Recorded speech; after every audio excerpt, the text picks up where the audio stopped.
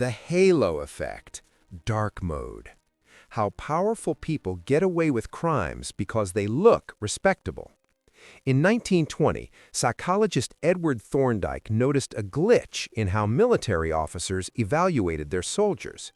He found that if an officer liked a soldier's physical physique, they automatically assumed that soldier was also a good leader, a good marksman, and even a good person.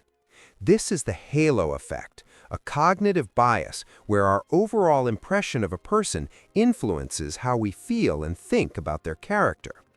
In its dark mode, this bias becomes the ultimate shield for the elite. We are biologically hardwired to associate attractive and symmetrical with safe and honest. This is an evolutionary leftover from a time when physical health signaled a lack of parasites. Today, power players use this software bug to commit high-level atrocities under a veil of respectability. Think of the white-collar criminal in a bespoke suit. The suit isn't just clothing, it's a physical patch for the viewer's critical thinking. Forensic data suggests that juries are significantly less likely to convict defendants who are physically attractive or appear of a higher class.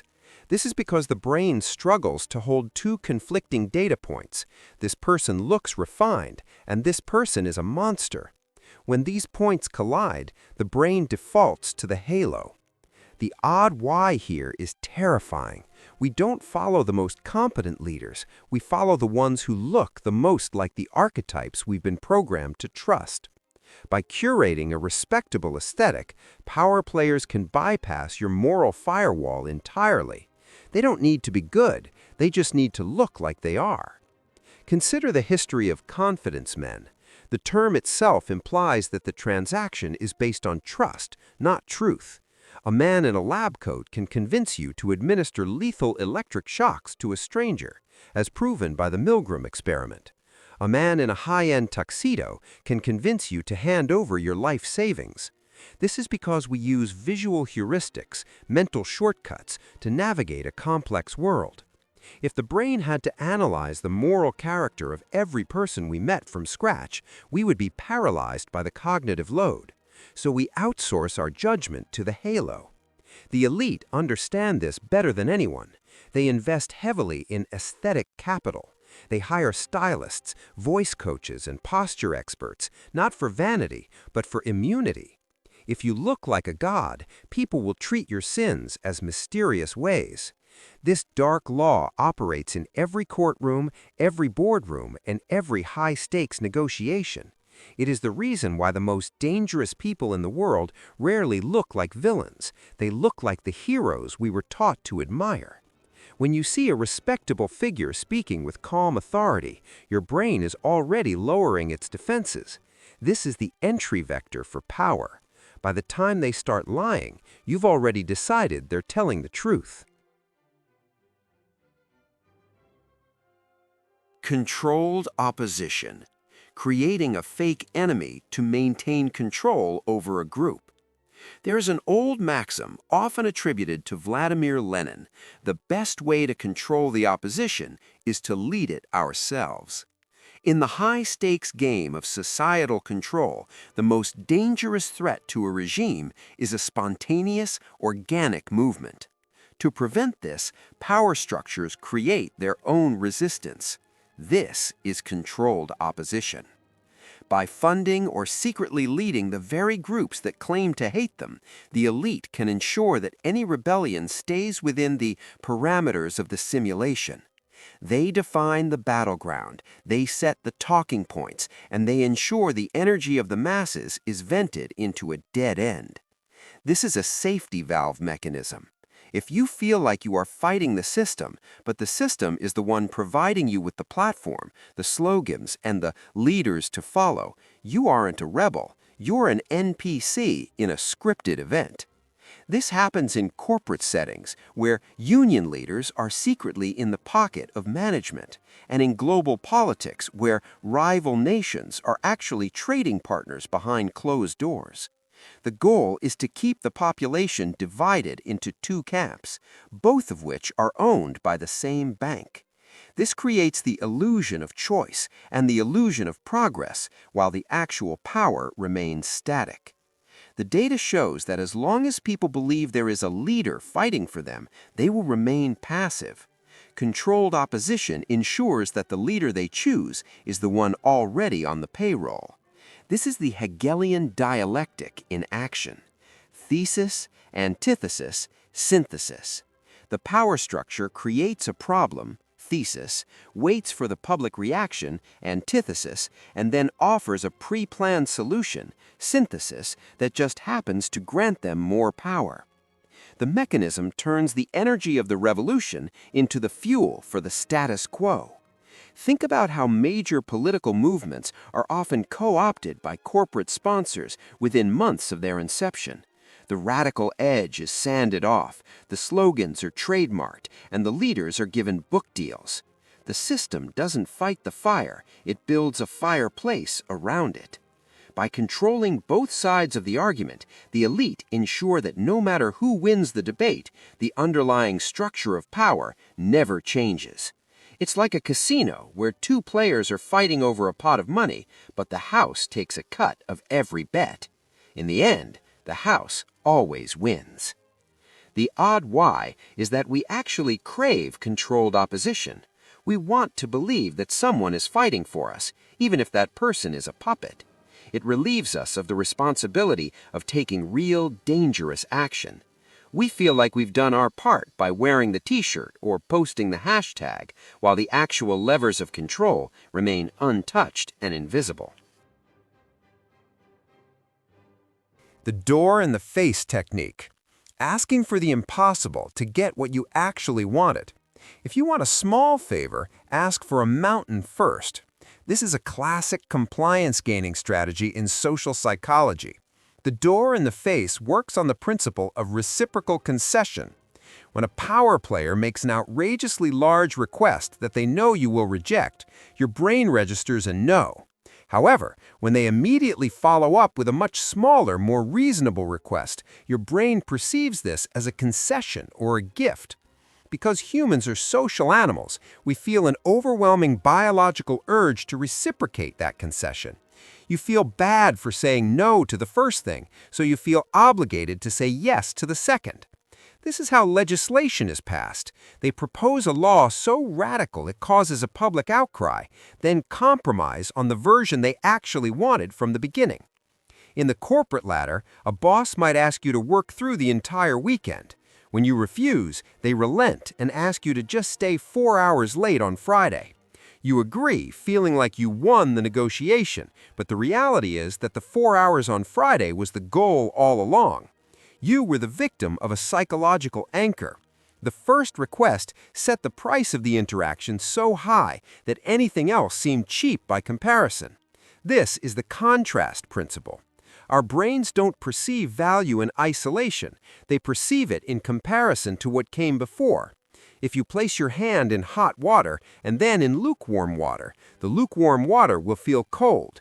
If a politician suggests a 50% tax increase, a 10% increase suddenly feels like a relief.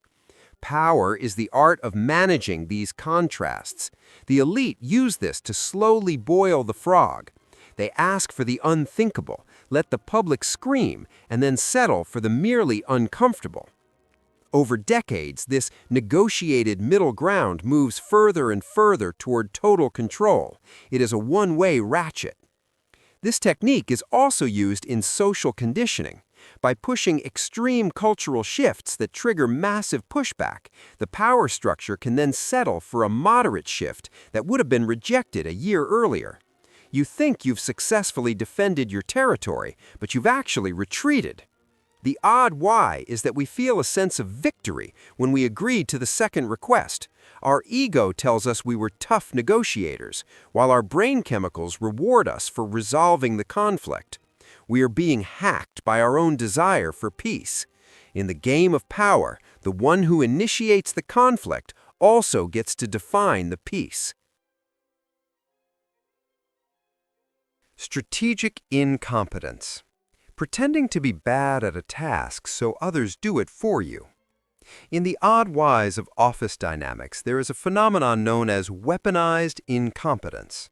While school teaches you to strive for A's, the dark reality of power is that being too good at a low-level task is a trap.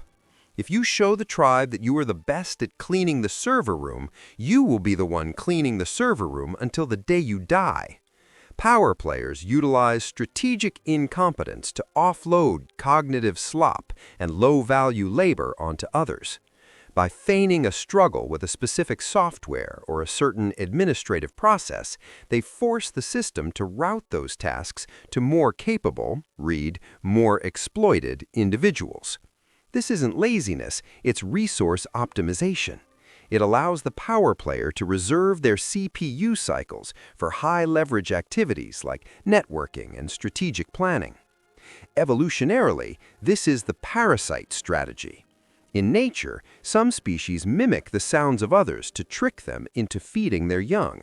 In the modern world, the professor who can't figure out the printer is often the one making the most money. They aren't dumb, they're just ensuring that their time is never wasted on maintenance work. By appearing slightly broken, they force the world to fix things for them. This is a subtle form of dominance. By making yourself unreliable for certain tasks, you actually gain more freedom. People stop asking you to do the grunt work because it's more trouble to explain it to you than it is to just do it themselves. Meanwhile, you are free to position yourself at the decision points of the organization. Strategic incompetence is a shield against competence goldfish, the tendency for productive people to be given more and more work until they burn out. The power player avoids the burn by appearing to be just a bit too slow or technology challenged. They play the fool to stay the master. This also works in personal relationships and family dynamics. The partner who doesn't know how the laundry works is effectively delegating that labor forever. It is a passive-aggressive form of control that leaves no fingerprints. To the outside world, you look harmless and maybe a little pathetic, but inside the system, you are the most efficient player because you have the lowest calorie expenditure per unit of status. The odd why is that we often feel superior to the person being strategically incompetent. We think, I'm so much smarter than them, I'll just do it. We feel a boost of ego while they get a boost of free time. They traded your ego for their freedom. It's a trade they will make every single day. Plausible deniability. How elites structure commands to avoid direct blame. The mob boss structure is the ultimate firewall for accountability. In any high-power organization, there is a clean layer and a dirty layer. The top tier never gives a direct order to commit a crime. They use the language of intent rather than action. As King Henry II famously asked of Thomas Becket, "Will no one rid me of this turbulent priest?" He didn't order an assassination, he expressed a feeling. When his knights killed the priest, the king could truthfully say he never gave the command. This is plausible deniability. It is the art of structuring a command so that it can be interpreted in two ways, one legal and one effective. In the 2026 corporate world, this is done through strategic ambiguity in emails and Slack messages. High-level executives set aggressive targets, knowing their subordinates will have to break the law or cut corners to meet them. If the subordinate gets caught, the executive acts shocked and fires them, claiming they misinterpreted the mission. This ensures that the head of the organization is never the one in the handcuffs. The odd why is that our legal system is built on direct evidence, but power is built on indirect influence. The most powerful people in the world never actually do anything. They just suggest that things be done. This is the buffer zone theory. Between the decision-maker and the act, there must be at least 3 layers of insulation. These layers are usually comprised of people who are ambition blind, people who want to climb the ladder so badly they will interpret a hint as a command. If the operation succeeds, the top tier takes the credit. If it fails, the layers are burned off like reactive armor on a tank. This is how intelligence agencies operate. They don't hire spies, they hire assets who believe they are working for a private company. This way, if the asset is caught, the agency has never heard of them. In the digital age, this has evolved into algorithmic deniability. A platform can accidentally suppress certain information through a glitch in the code. Since the code is too complex for any one human to understand, no one is responsible. The machine did it. This is the ultimate evolution of the dark law, replacing the king with an algorithm that has no soul and can never be cross-examined in court.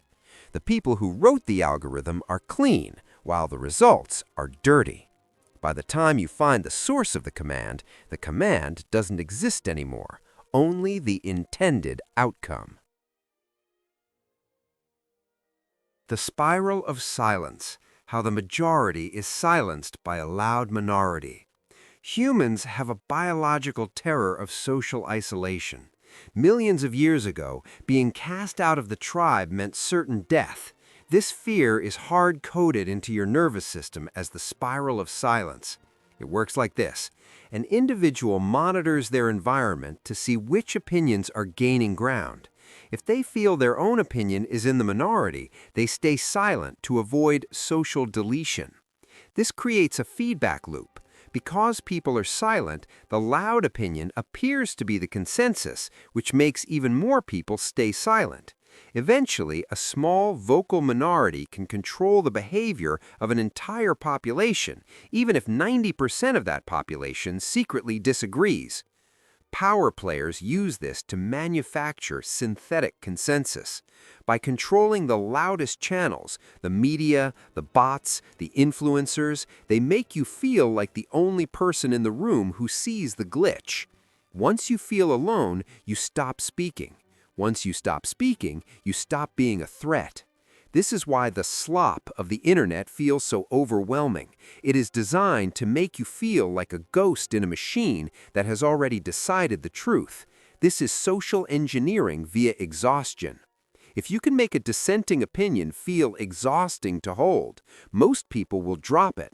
We have a finite pool of worry. If the system constantly floods the zone with a specific narrative, our brains default to the path of least resistance. To speak up is to incur a social cost. To stay silent is free. Over time, the spiral tightens. The boundaries of what is acceptable to say become smaller and smaller. This isn't just about censorship, it's about self-censorship. The most effective prison is the one where the inmates guard themselves.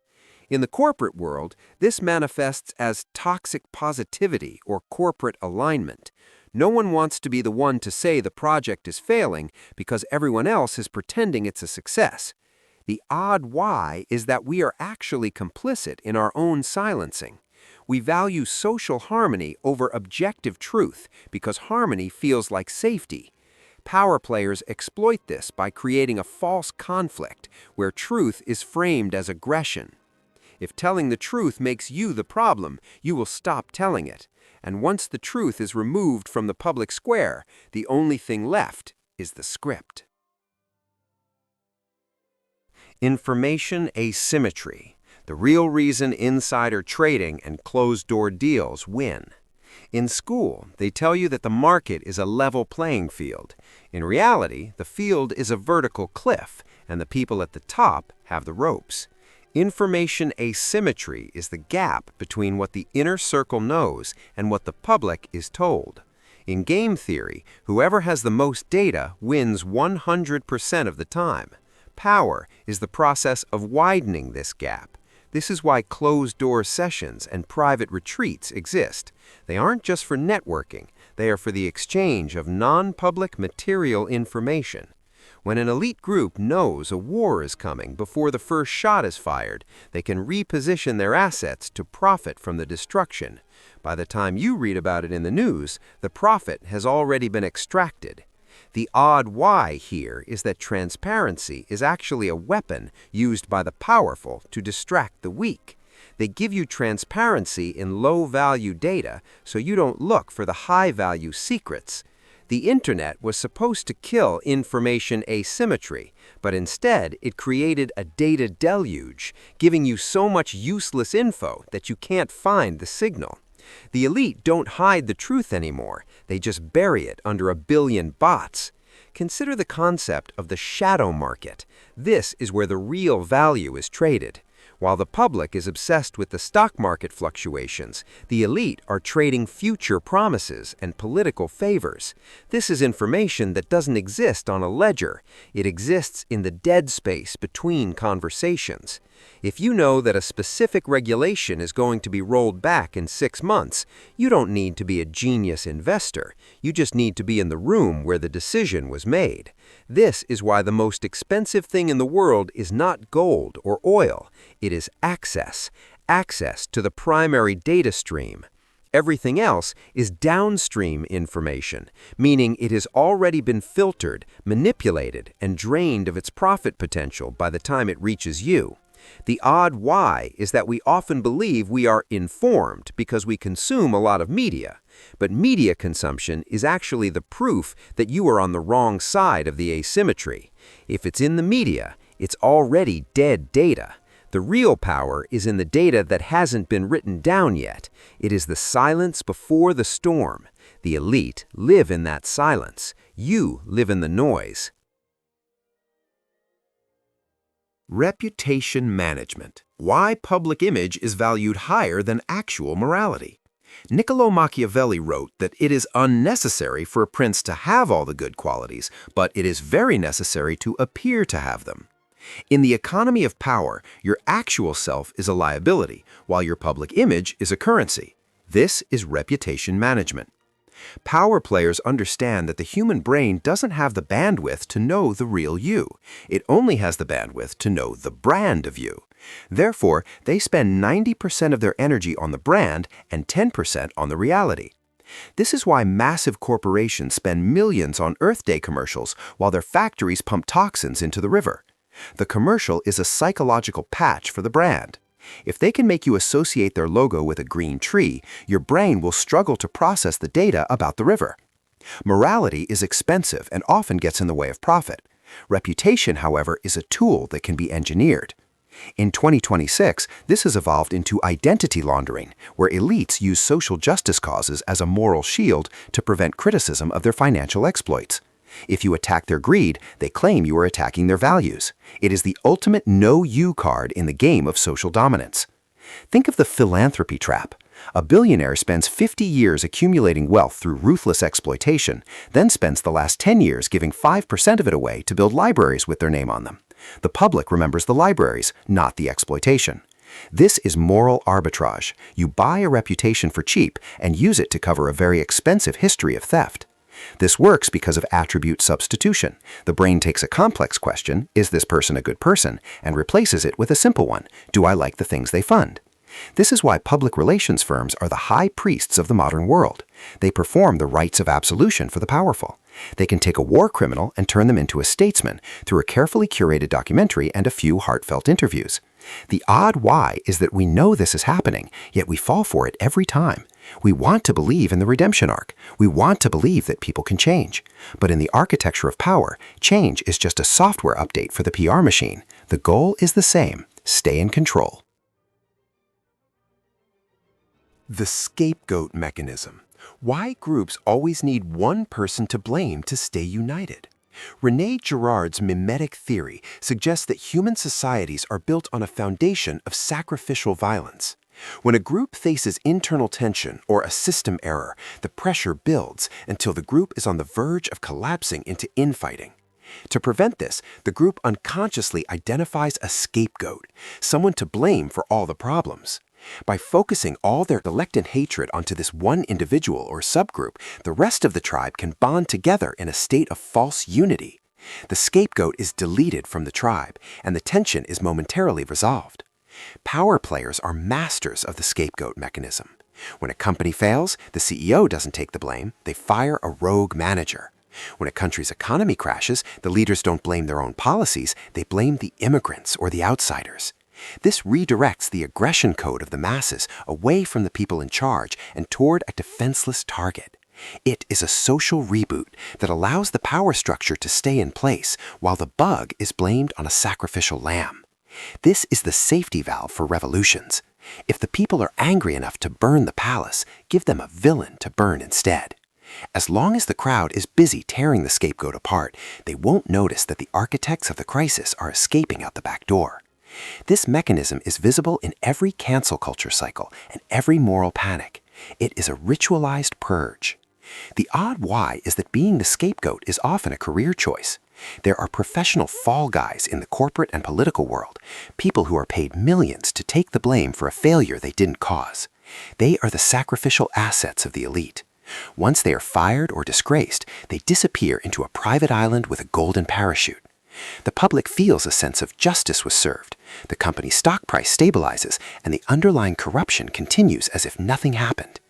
Justice in this dark law is just a psychological commodity sold to the masses to keep them quiet. We don't want the truth, we want someone to pay. And as long as someone is paying, we don't care if it's the person who actually owes the debt. Machiavellianism, the philosophy of the ends justify the means in modern corporate ladders. The dark triad of personality includes narcissism, psychopathy, and Machiavellianism. While these are treated as disorders in school, they are often features in the boardroom. Machiavellianism is the cold, calculated use of others as tools rather than humans. To a power player, a relationship is not a connection, it is a transaction. They view the world as a game of chess where they are the only player and everyone else is a pawn. They use emotional engineering to mirror your desires, making you think they are your friend until the moment you are no longer useful. This is the prime directive of power. The preservation of the system is the only moral good. If the system requires a lie, they lie. If it requires a betrayal, they betray. They don't do this out of evil in the cartoon sense. They do it out of a clinical belief in efficiency. In their mind, the end, wealth, power, stability, is so important that any means used to get there is justified by the result. This is the final and darkest law.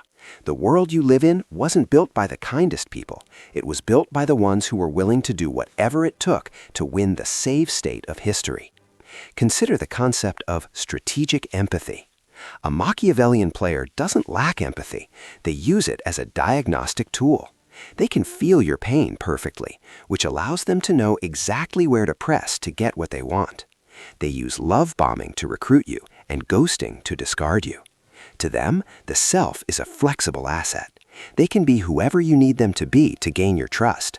This is the chameleon glitch.